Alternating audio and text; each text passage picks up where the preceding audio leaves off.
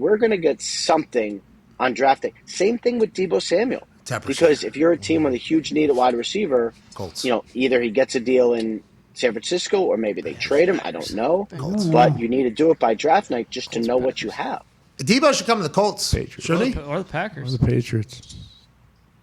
There you go. The Colts could use, they could use a receiver. And look, Ballard, I know he does not move as fast and spend as much money as you would like, but he has done a big sign and trade before. DeForest Buckner. With the Niners. Mm-hmm. With the Niners. That's interesting. Well, what are you hearing, Ian? Is there a chance Debo comes to Indianapolis Colts? Matt Ryan and Debo? Matty Ice to Debo? Oh, God. Slant. God, that's right in Matt Ryan's wheelhouse. That is right there. Jonathan Taylor, too, play action. Mm-hmm. Oh, my God. We can run that probably 15 times a game. Wow. I love Deebo Samuel as a player. If he was on the Colts, which I have no earthly idea is going to happen, I have not heard that.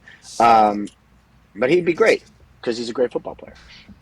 Yeah, they traded Buckner for a first, and unfortunately, we don't have a first because Carson Wentz. Shregs, we're hearing a lot about Deebo Samuel potentially being traded by the 49ers and that Shanahan, they'll listen to any offers. Is there a chance that he actually is going to maybe get moved on draft night, especially with the Niners not having a first-round pick and wanting to get back into the first round, or is that just all bullshit?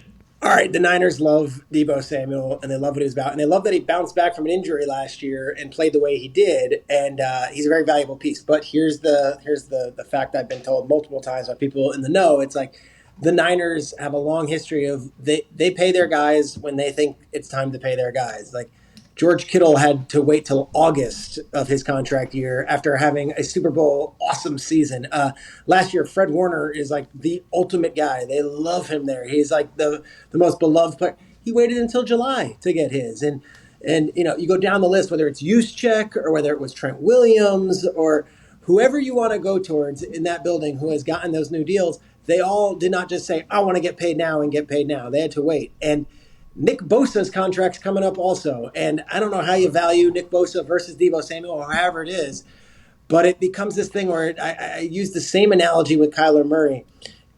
Just because you say you want to get paid now doesn't mean they're going to just pay you now. And I think they will figure this out and they will take care of Deebo Samuel, but it might not be on Deebo's timetable. Now, if he's got the leverage and the confidence and the chutzpah, if you will, to say, I'm sitting out, I'm holding out, I'm going to push this.